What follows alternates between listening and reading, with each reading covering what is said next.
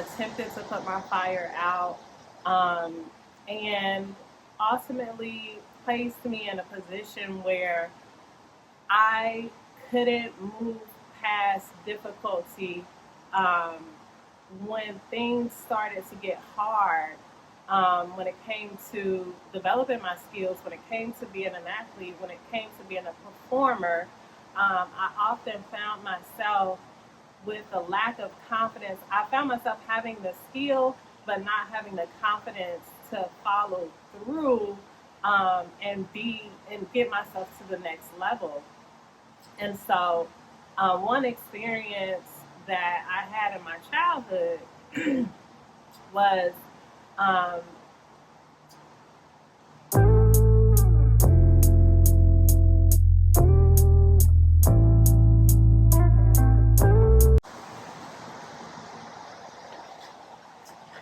hey guys, it's Tina here, and welcome back to the I Am Kate podcast, aka my blog about whatever it is that is on my mind for the day. If you would like to continue to see and engage with my content, please like, comment, and subscribe. Turn your notifications on so that you can know when I'll be posting a new video. It is officially the week of Thanksgiving, and some things have been pressing on my mind, and I wanted to talk about that today. Over the past couple weeks, um, I just I often think about my son, his life, projections, what direction um, he's going in, what he's capable of, and ultimately who I am as a mother, constantly just learning how to parent. Kids don't have to learn how to be your child. You learn to be a parent to that child. And I just, my world revolves around my little person. He's not so little anymore, almost bigger than me. And I think about his life often, and I don't want him to be motivated by my pain. I've watched a lot of Colorado football as of lately because one, I love Coach Prime. I love to see him with his family. I love to see him coaching, and what we often see in men is a lot of our young men are motivated by their mother's pain or motivated by making sure that they accomplish something in life because of where they came from, whether that is from a single parent household like my own, or even if they have both of their parents in their lives and may not have come from the best circumstances, or their parents may not have had the right opportunities in order to elevate them to the next level. And so I think about the decisions that I've made for myself, for my family, to make sure that my son, he can operate off of his joy, off of the love that he is receiving, off of pure skill, off of hard work. Like, that is really important to me. And I know that it still builds character in order for him to, his character is still being built at this time, and he's still figuring out who he is, and he's going to go through some things that build him into a stronger person. And I understand that. I just don't want him personally motivated by my pain. One, and this is a trigger warning, I am going to share about some experiences that I went through in my childhood.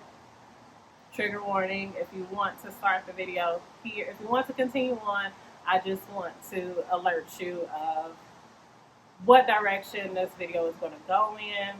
As a child, I just think about the potential that I had, and I think about the adults that were in my life that wanted to put my fire out, attempted to put my fire out, um, and ultimately placed me in a position where I couldn't move past difficulty um, when things started to get hard.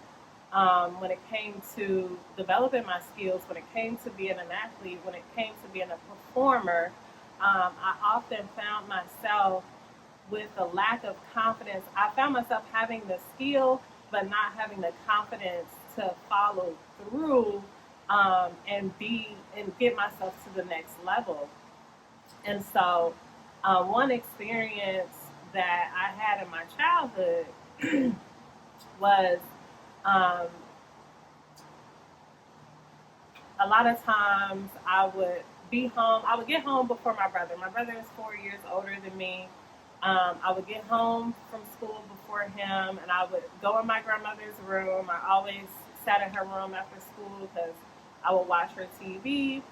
And I remember sitting on the couch in her room and looking out the window, and my brother would be beating on the door. And before I could even move from the place that I was in to go and open the door for him, my aunt would come and say, "And you better not go and open that door."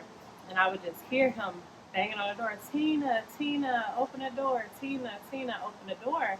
And I just remember feeling hopeless in that moment. My brother, my blood, is outside trying to get in the house, and I can't do anything about it. And as I look through that little girl's eyes, I think about the pain that she felt in having the ability to move forward and get my brother out of the situation, but having that fear in me that something would happen to me if I even tried to help him. And so, on the opposite end of that, um, I became, I replaced him essentially. And I would get locked out of the house when I would get home from school. I never liked using the bathroom um, at school. So as soon as school was out, I got off the bus, I would run home, and um, I would have to use the bathroom. And I just remember beating on the door, beating on the door, beating on the door, and um, knowing that someone was home, but they intentionally locked me out and would not come and answer the door. And one day, I ended up having to flag down um, a police officer because in the times that I had come home, had to use the bathroom, um, this person intentionally locked me out of the house. I would just use the bathroom outside of the bushes in my house or whatever because I had to go so bad. If I didn't, I would just pee on myself. And one day I was able to flag down a police officer. And the police, I told them what was going on, and we knocked on the door. By the time I got back to the door, she had come. When she saw the police outside, she had come to unlock the door. And I told the police officer, I was like, she locked the door intentionally. She was sitting, literally, I saw her sitting in the window, and she was refusing to come to the door. And when I got through the threshold of the door, I was like, you know that you locked me out of the house. She was like, yeah, I did, and I would do it again, and you're not going to do anything about it. And I just think about me as a little girl. I was like elementary school, and this was happening to me. And I think about that and how hopeless I was, and how this adult was had intentions to just make me feel small, make me feel helpless, to see me struggle, um, and to not want anything good for me, um, and to see this person never receive the consequences for the abuse that I experienced, um, when it came to going through that. And so during this time, sports, I was also into sports. Like I started doing ballet or whatever, and I was really good at ballet. But I convinced my dad to not take me back to ballet class. And I never talked to anybody about why. Um, and to this day, I had a conversation with one of my other aunts, and she was like, I don't know why you stopped doing ballet. You're so great at it, you know. But I never shared the story as to why I stopped. And in ballet class, I wasn't able to like hold my pee or whatever. I wasn't, I would go to the bathroom, but I would end up like peeing on myself. And so I would convince my dad to just take me out of whatever sport that I was playing. And I just think about that little girl, and as I look through her eyes and how much potential she had in her, how vibrant she was, for her to become someone that would hide herself in hoodies and not want to be seen, and to not know how to experience joy and happiness and pure love. I think about all the opportunities I had, because my life wasn't lacking opportunities, but because of the experiences that I had went through, I couldn't get past the mental effects of going through those things. And so I dedicated my life to mental health and making sure that I give people the tools that they need to push past that threshold after experiencing a childhood that was difficult, that you never forget.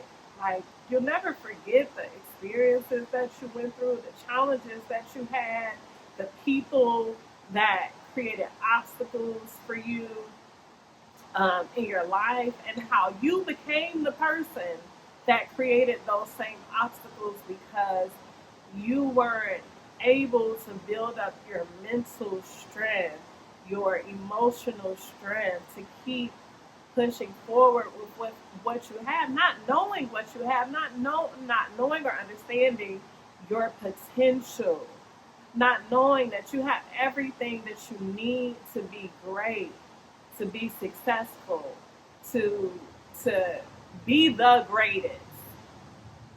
That is the most important thing to me in my life is my mental health.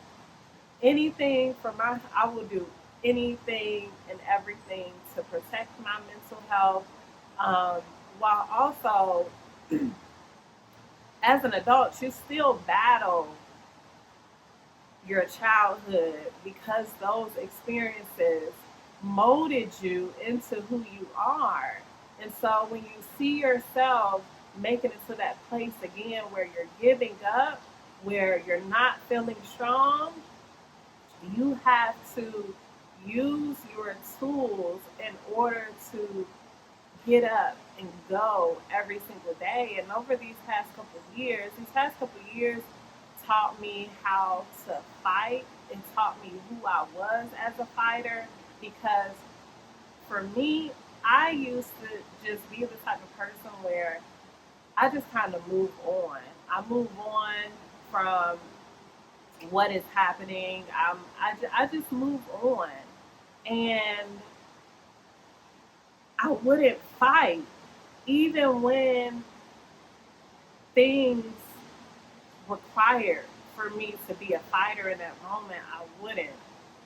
And so at this point in my life, as an adult, as a mother, I want my son to be motivated by joy, motivated by comfort, motivated by skill, motivated by hard work, motivated by discipline, motivated by being great because he has the potential and the ability to be great. That is something that is so important to me.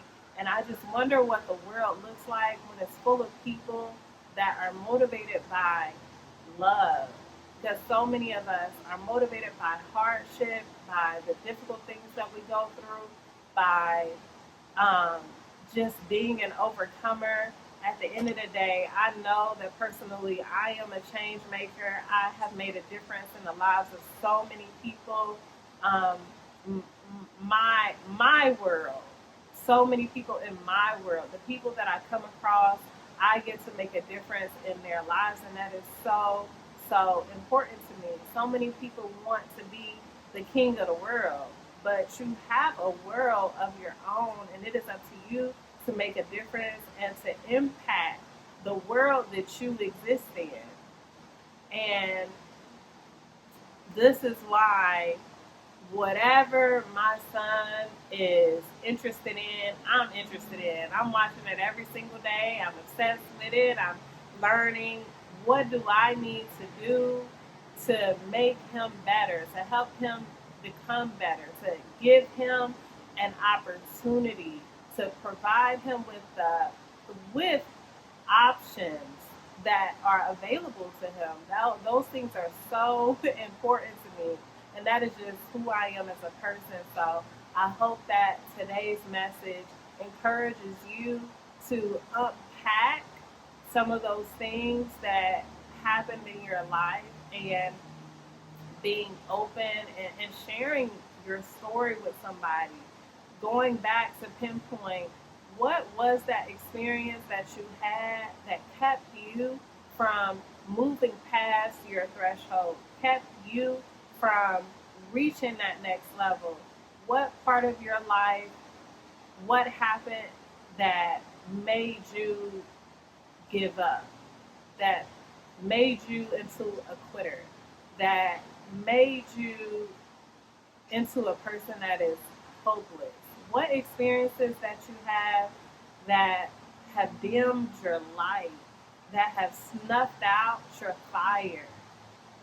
Think about those experiences, and I hope that today you choose to be an overcomer because we just learn to work with the cards that we have been dealt, and that is who I've been in my life. I've worked with the cards that I've been dealt. They have not been the best, but I am an overcomer. I am mentally strong. I am emotionally strong. And ultimately, I am a fighter. Still being here today is a testament to my ability to keep going because even today, I had some challenges today, and I'm still working myself out of that place of allowing my circumstances to keep me from where I'm going. So I do want to say to those that celebrate, happy Thanksgiving. I hope that today you find something that you are completely thankful for, I hope that today you choose to operate out of love. I hope that today you choose to forgive yourself for who you became due to the hardships that you experienced when those hardships were out of your control. And ultimately, I hope to see you here again today. In the future, please like, comment, and subscribe. And I look forward to seeing you again in the future.